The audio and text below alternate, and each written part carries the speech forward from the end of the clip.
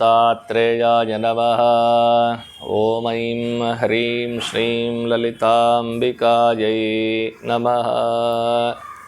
ಎಲ್ಲ ಧರ್ಮಬಂಧುಗಳಿಗೂ ಕೂಡ ಸದ್ಗುರು ದತ್ತಾತ್ರೇಯರ ವನದುರ್ಗಾ ಮಾತೆಯ ದಿವ್ಯ ಕೃಪಾಶೀರ್ವಾದವನ್ನು ಪ್ರಾರ್ಥನೆ ಮಾಡ್ತಾ ಈ ದಿನದ ದತ್ತಧಾರೆ ಕಾರ್ಯಕ್ರಮಕ್ಕೆ ಸ್ವಾಗತ ಮಾಡ್ತಾ ಇದ್ದೀನಿ. ಇವತ್ತಿನ ದಿನ ಶುಕ್ರವಾರ, ಬಹಳ ವಿಶೇಷವಾಗಿರತಕ್ಕಂತಹ ದಿನ. ಫಾಲ್ಗುಣ ಮಾಸದ ಶುಕ್ರವಾರ. ಇನ್ನೇನು ಫಾಲ್ಗುಣ ಮಾಸ ಮುಗಿತಾ ಬರ್ತಾ ಇದೆ, ಹೊಸ ಸಂವತ್ಸರ ಪ್ರಾರಂಭ ಆಗ್ತಾ ಇದೆ. ಮನೆಯಲ್ಲಿ ಹಬ್ಬದ ವಾತಾವರಣ ಉಂಟಾಗಬೇಕು ಅಂದರೆ ಶುದ್ಧಿ ಯಾವ ರೀತಿ ಮಾಡ್ಕೊಳ್ಬೇಕು ಅನ್ನೋದನ್ನೆಲ್ಲ ಹೇಳಿಕೊಟ್ಟಿದ್ದೆ. ಹಾಗೆ ಹೊಸ ವರ್ಷದಲ್ಲಿ ಹರ್ಷದಾಯಕವಾಗಿ ನಿಮ್ಮ ಮನೆಯಲ್ಲಿ ಮಹಾಲಕ್ಷ್ಮಿಯ ಸ್ವರೂಪವಾಗಿರತಕ್ಕಂತಹ ಸುಖ, ಶಾಂತಿ, ನೆಮ್ಮದಿ ನೆಲೆಸಬೇಕು ಅಂದರೆ ಏನು ಮಾಡಬೇಕು ಅನ್ನೋದನ್ನು ಹೇಳ್ಕೊಡೋದಕ್ಕೆ ಪ್ರಯತ್ನ ಮಾಡ್ತೀನಿ, ಹೇಳ್ಕೊಡ್ತಾ ಇದ್ದೀನಿ ಈಗಾಗಲೇ. ಅಡುಗೆ ಮನೆ ಅನ್ನೋ ವಿಚಾರ, ಸಾಕಷ್ಟು ವಿಚಾರ ನಿಮಗೆ ತಿಳಿಸ್ಕೊಡ್ತಾ ಬಂದು. ಅಡುಗೆ ಮನೆ ನಮ್ಮ ಮನೆಯ ನಿಧಿಯ ಸ್ಥಾನ ಅಂತ ಹೇಳಿದ್ರೆ ಅತಿಶಯೋಕ್ತಿ ಅಲ್ಲ. ನೈಋತ್ಯ ಮೂಲೆಯಲ್ಲಿ ನಿಧಿ ಸ್ಥಾನ ಅಂತ ಹೇಳ್ತಾರೆ. ನೈಋತ್ಯ ಮೂಲೆ ಎಲ್ಲರೂ ಕುಬೇರನ ಮೂಲೆ ಅನ್ನೋ ಶುರು ಮಾಡಿಬಿಟ್ಟಿದ್ದಾರೆ. ಅದು ಯಾಕೆ ಏನು ಅಂತ ನನಗೂ ಗೊತ್ತಿಲ್ಲ. ಕುಬೇರ ಇರೋದು ಉತ್ತರದಲ್ಲಿ, ನಿರಋತಿ ಇರೋದು ನೈಋತ್ಯದಲ್ಲಿ. ನಿರಋತಿ ಎಂಬತಕ್ಕಂಥವನನ್ನು ಭಗವಂತ ಕಂಟ್ರೋಲ್ ಮಾಡಿ ಹಿಡಿದಿರ್ತಾನೆ. ಆದರೆ ಕುಬೇರ ಕೂಡ ರಾವಣನ ಅಣ್ಣ. ಅವನಿಗೆ ಶಿವನ ಒಲುಮೆಯಿಂದ, ಶಿವನ ಕೃಪೆಯಿಂದ ಮಹಾಲಕ್ಷ್ಮಿಯನ್ನು ಪ್ರಾಪ್ತಗೊಳಿಸ್ಕೊಂಡಿರ್ತಾನವನು. ಮಹಾಲಕ್ಷ್ಮಿಯ ಅನುಗ್ರಹಕ್ಕೆ ಬಾಧ್ಯನಾಗಿರ್ತಾನೆ. ಆದ್ದರಿಂದ ಕುಬೇರ, ಇವನು ಕಲಿಯುಗದ ಕುಬೇರ ಬಿಡಪ್ಪ ಅಂತಾರೆ, ಜಾಸ್ತಿ ಹಣ ಇದ್ದರೆ. ಆ ರೀತಿಯಾದ ಒಂದು ವ್ಯವಸ್ಥೆ ಉತ್ತರ ದಿಕ್ಕಿನಲ್ಲಿ ಕುಬೇರ ಇರತಕ್ಕಂಥದ್ದು. ಅಡುಗೆ ಮನೆ ನಿಧಿ ಸ್ಥಾನ ಅಂತ ಯಾಕೆ ಹೇಳಿದೆ ಅಂತಂದರೆ ಅದು ಅಗ್ನಿ ಮೂಲೆ ಅಂತ ಹೇಳ್ತಾರೆ. ಅಗ್ನಿ ಮೂಲೆಯಲ್ಲಿ ಅಡುಗೆ ಮನೆ ಇರಬೇಕು ಅಂತ. ಈ ಅಡುಗೆ ಮನೆಯಲ್ಲಿರುವಂತಹ ಪದಾರ್ಥಗಳಿಂದ ನಾವು ದಿನನಿತ್ಯ ನಮ್ಮ ದೇಹದ ಶಕ್ತಿಯನ್ನು ವೃದ್ಧಿ ಮಾಡ್ಕೊಳ್ತಾ ಇರ್ತೀವಿ. ನಮಗೆ ಹಣ ಸಂಪಾದನೆ ಮಾಡಬೇಕು ಅಂತಂದರೆ ನೈಋತ್ಯ ಮೂಲೆಯಲ್ಲಿ ಕೂತ್ಕೊಂಡು ನಿದ್ದೆ ಮಾಡಿದ್ರೆ ಬರೋದಿಲ್ಲ. ನಾವು ದಿನ ಬೆಳಗ್ಗೆ ಎದ್ದರೆ ದುಡಿಬೇಕು, ನಮ್ಮ ಕೈಲಾದ ಪ್ರಯತ್ನಗಳನ್ನು ಮಾಡ್ತಾ ಇರಬೇಕು. ಆ ಪ್ರಯತ್ನ ಮಾಡೋದಕ್ಕೆ ನಮಗೆ ಪುಷ್ಟಿಯನ್ನು ಕೊಡೋದು ಯಾವುದು? ಅಡುಗೆ ಮನೆಯಲ್ಲಿ ಮಾಡುವಂತಹ ಅಡುಗೆ ಪದಾರ್ಥಗಳನ್ನು ತಿನ್ನೋದರಿಂದ.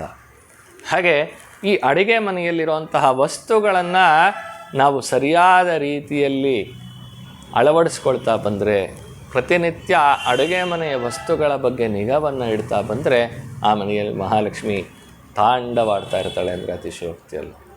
ಅನ್ನಪೂರ್ಣೆ ಸದಾ ಪೂರ್ಣೆ ಶಂಕರ ಪ್ರಾಣವಲ್ಲಭೆ ಜ್ಞಾನ ವೈರಾಗ್ಯ ಸೌಭಾಗ್ಯ ಸಿದ್ಧಾರ್ಥಂ ಅಂತ ಹೇಳ್ತಾರೆ. ಭಿಕ್ಷಾಂತೇಹಿ ಚ ಪಾರ್ವತಿ. ವೈರಾಗ್ಯ ಅನ್ನೋದು ಕೂಡ ಒಂದು ಸೌಭಾಗ್ಯ. ಅಂತಹ ಸೌಭಾಗ್ಯವನ್ನು ನಾವು ಪಡ್ಕೊಳ್ಬೇಕಾದ್ರೆ ಅನ್ನಪೂರ್ಣೇಶ್ವರಿಯ ಕೃಪೆ ಇರಬೇಕು. ಹಾಗಾದರೆ ಏನು ಮಾಡಬೇಕಪ್ಪ?